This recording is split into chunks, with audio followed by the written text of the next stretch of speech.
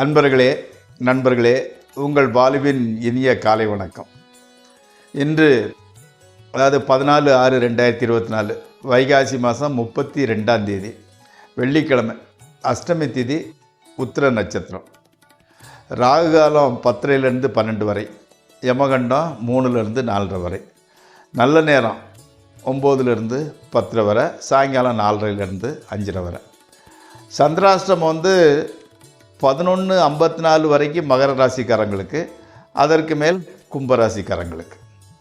நீங்கள் அணிய வேண்டிய உடையின் நிறம் வெண்மை. அவாய்ட் பண்ண வேண்டியது, தவிர்க்க வேண்டியது மஞ்சள். அதே மாதிரி சாப்பிட்றது கோதுமையில் செய்த சப்பாத்தி, கோதுமை ரவை உப்புமா, இதையும் சாப்பிட்டுக்கலாம். இந்த ஜோதிட ராசி பலன் நிகழ்ச்சிக்குள் செல்லும் அந்த 6ஆம் வீட்டுக்கு உண்டானவனை பற்றிய சில குறிப்புகள் பார்க்கலாம். இந்த 6ஆம் வீட்டில் பொதுவாக 6ஆம் வீட்டில் எந்த கிரகமும் இல்லாமல் சுத்தமாக இருக்கிறது நல்லது. 6 கூடையவன் வலுவாக இருக்கக்கூடாது. இப்போ 6ஆம் இடம் பகை சாணம், எதிர்ப்பு சாணம், பகையாளிகள் சாணம், கடன் சாணம்னு சொல்கிறோம் இல்லையா? அது ஸ்ட்ராங்காக இருந்தால் என்னாகும்? பகை ஜாஸ்தியாகும், எதிரிகள் ஜாஸ்தியாகுங்க, கடன் ஜாஸ்தியாகும் இருக்கு இல்லையா? அதனால் அது பலம் ரொம்ப ஸ்ட்ராங்காக இருக்கக்கூடாது. 6ல் சுபகிரகத்தை விட பாவகிரகம் இருக்கிறது நல்லது. உதாரணத்துக்கு ராமரோட ஜாதகத்தில் 6ஆம் வீட்டில் ராகு இருக்கிறதுனால அவருக்கு எதிரி கிடையாது, எதிரியால் ஜெயிக்க முடியாதுன்னு சொல்லுவாங்க. சேம் தியரி தான். 6ஆம் வீடு பாவகிரகம் இருந்தால் அது நல்லது. இப்போது 6 கூடையவனும் லக்னாதிபதியும் சேர்ந்திருந்தாலோ அல்லது லக்கணத்தில் 6ஆம் வீட்டுக்குடையவன் இருந்தாலோ அவங்களுக்கு சனி சேர்க்கை பார்வை ஏற்பட அவருக்கு எப்படின்னா பந்தன யோகம்னு சொல்லுவாங்க. அதாவது சிறை தண்டனை தவிர்க்க முடியாது. அதாவது 6 கூடையவனும் லக்னாதிபதியும் சேர்ந்து இருக்கிறது, அல்லது லக்கணத்தில் 6 கூடையவன் இருக்கிறது, சனி சேர்ந்திருக்க அல்லது பார்க்க, அப்போ அந்த பந்தன யோகம்னு சொல்லக்கூடிய ஜெயில் தண்டனையை, சிறை தண்டனையை பற்றி தரக்கூடிய யோகம்னு சொல்லுவாங்க.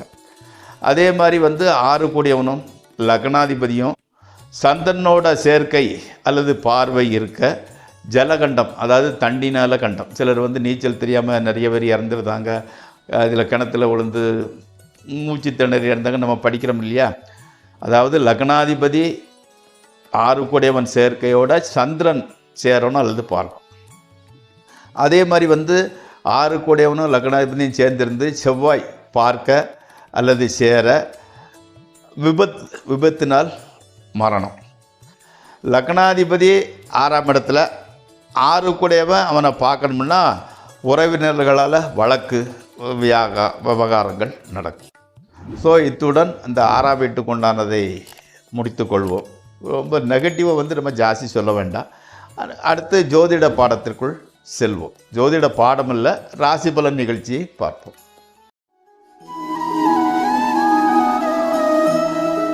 முதலில் மேசராசி.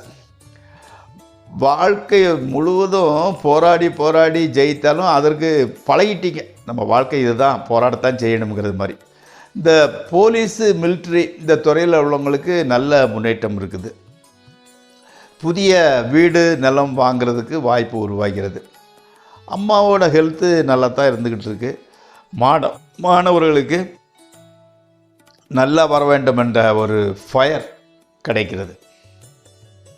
அடுத்து ரிஷபராசி. கணவன் மனைவி இடையிடையே சிறிய கருத்து வேறுபாடு இருந்துக்கிட்டு இருக்கு. வியாபாரம் செய்கிறவங்களுக்கு இந்த ஜிஎஸ்டி அல்லது கமிஷன் கொடுக்க வேண்டியது அல்லது இந்த மாதிரிப்பட்ட அதாவது மாமூல் கொடுக்கறது, இந்த மாதிரிப்பட்ட பிரச்சனைகள் டென்ஷனை கொடுத்துக்கிட்டு இருக்குது. சகோதரர்கள் நல்ல நிலைமையில் தான் இருக்கிறாங்க, அவங்களால எந்த பிரச்சனையும் இல்லை. நண்பர் ஒருத்தர் புதிய தொழில் செய்கிறதுக்கு உங்களோட ஆலோசனையை கேட்குறாரு. நீங்களும் ஆலோசனையை வழங்கி உதவி செய்கிறீர்கள்.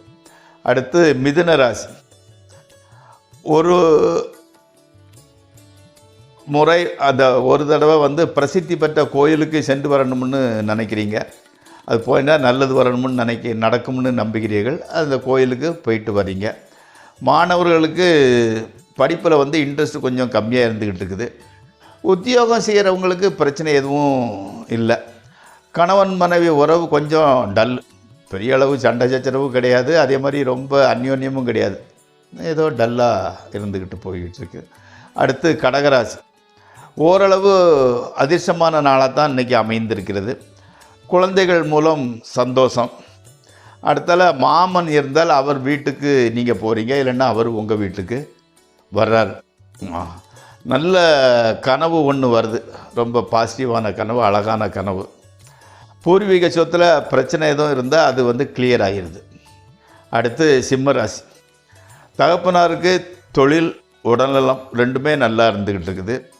வீட்டில் நல்ல பாசிட்டிவ் வைப்ரேஷன் இருக்கிறது. உத்தியோகம் பார்க்குறவங்களுக்கு கூட நல்ல பணப்பழக்கம் நல்லா தான் இருந்துக்கிட்டு இருக்கு. ட்ரேடிங் பண்ணுறவங்களுக்கு வந்து நல்ல லாபம். புதிய நண்பர்கள் வந்து அறிமுகமாகறாங்க. மனசு வந்து ரொம்ப அமைதியாக இருக்குது, நல்லா இருந்துக்கிட்டு இருக்கு. அடுத்து கன்னியாராசி. தைரியம், துணிவு, கோபம் எல்லாத்தையுமே குறைச்சிக்கிட்டுறீங்க. அதாவது சொல்லுவாங்க இல்லையா, சத்திரியனாக இல்லாமல் சாணக்கியனாக இரு அப்படிங்கிறது மாதிரி நீங்கள் வந்து அதை நம்புகிறீங்க. கடவுள் பக்தி கூட ஜாஸ்தி அதிகரிக்கிறது. பணம் ஓரளவு வந்துக்கிட்டு தான் இருக்குது. கணவன் மனைவி உறவு கூட நல்லா இருந்துக்கிட்டு இருக்குது. ஓகே. அடுத்து துளாராசி. ட்ரேடிங் பண்ணுறவங்க வந்து இன்றைக்கி அதை கம்மி பண்ணிக்கோங்க. கணவன் மனைவி ரிலேஷன்ஷிப்பு ரொம்ப நல்லா இருந்துக்கிட்டு இருக்குது. வீடு, வாகனம், நிலம், தொழில் எதுவுமே எந்த பிரச்சனையும் கிடையாது. சகோதரர் கூட ஒற்றுமையாக தான் இருந்துக்கிட்டு இருக்கிறாங்க. பணம் வந்து சேமிக்கிறதுக்கு கொஞ்சம் கஷ்டம். அது மட்டும்தான் கொஞ்சம் வீக் ஆகிட்டு பணத்தை சேமிக்க முடியவில்லை. அடுத்து விருச்சிக ராசி. தேவையில்லாத மனக்குழப்பம். அது தேவையே இல்லை, சும்மா மனசில் எதையோ நினச்சி குழம்பிக்கிட்டு இருக்கிறீங்க. கடன் பற்றின பயம். கடன் ஜாஸ்தி இருக்குது, எப்படி கட்ட போகிறோம், இஎம்ஐ கட்டணுமா, வேலையில் ஏதாவது பிரச்சனை வந்தால் என்ன பண்ணுறதுன்னு தேவையில்லாத பயம். உடலில் கூட தேவையில்லாத சின்ன சின்ன தொந்தரவுகள் உண்டாகின்றன. செவ்வாய்க்கிழமை தோறும் முருகர் கோயிலுக்கு போயிட்டு வழிபட்டு வாருங்க, மனசு வந்து அமைதியாகிடும். பணவரவு ஓரளவு திருப்தியாக தான் போய்கிட்டு இருக்குது. மனைவியுடன் சின்ன சின்ன வேறுபாடு, கருத்து வேறுபாடு நடந்துக்கிட்டு இருக்குது. அடுத்து தனுராசி. மருத்துவ செலவு அதிகமாகிறது. நண்பர்கள் கொடுக்கும் ஐடியா ஒர்க் அவுட் ஆகுது. தொழிலில் வந்து புதிய இது கான்சன்ட்ரேஷன் உங்களுக்கு கிடைக்குது. வெளிநாட்டு தொடர்பு நல்லா இருக்குது, அதன் மூலம் ஆதாயம் கிடைக்கிறது. அதே மாதிரி வந்து கவர்மெண்ட் ஆஃபீஸர்களோட சிறு பிரச்சனை. அடுத்து மகர ராசி. மாணவர்களுக்கு கல்வியில் ஓரளவு முன்னேற்றம். பெற்றோர்கள் உடல்நலம் நன்றாகவே இருக்கிறது. பெண் ஊழியர்களிடம் சற்று ஜாக்கிரதையாக இருங்கள். பணப்புழக்கம் பரவாயில்லை. நீங்கள் எது சொன்னாலும் மனைவி ஏற்றுக்க போகிறது இல்லை. மனம் வந்து கொஞ்சம் டல்லாக தான் இருந்துக்கிட்டு இருக்குது. அடுத்து கும்பராசி. உத்தியோகத்தில் வந்து சிறு இடமாற்றம், ப்ரமோஷன் அல்லது கூடுதல் பொறுப்பு கிடைக்கிறது. வீடு, வாகனம் நல்லா தான் இருந்துக்கிட்டு இருக்கு. உடன் பிறந்தவர்கள் ஓரளவு நல்ல நிலைமையில் தான் இருந்துக்கிட்டு இருக்கிறாங்க. பெற்றோர் ஓகே, நல்லா அட்வைஸ் பண்ணுறாங்க, அவங்களோட அந்யோன்யமாக தான் இருந்துக்கிட்டு இருக்கிறாங்க. வீட்டில் உள்ள வந்து இந்த பொருட்களை, அதாவது இந்த பூச்சாடி, மீன் தொட்டி, இந்த மாதிரிப்பட்டதை மாற்றி மாற்றி வைக்கிறீங்க. அடுத்து மீனராசி. கடந்த 40-50 நாட்களாக மனம் வந்து கொஞ்சம் அமைதியாக இல்லை.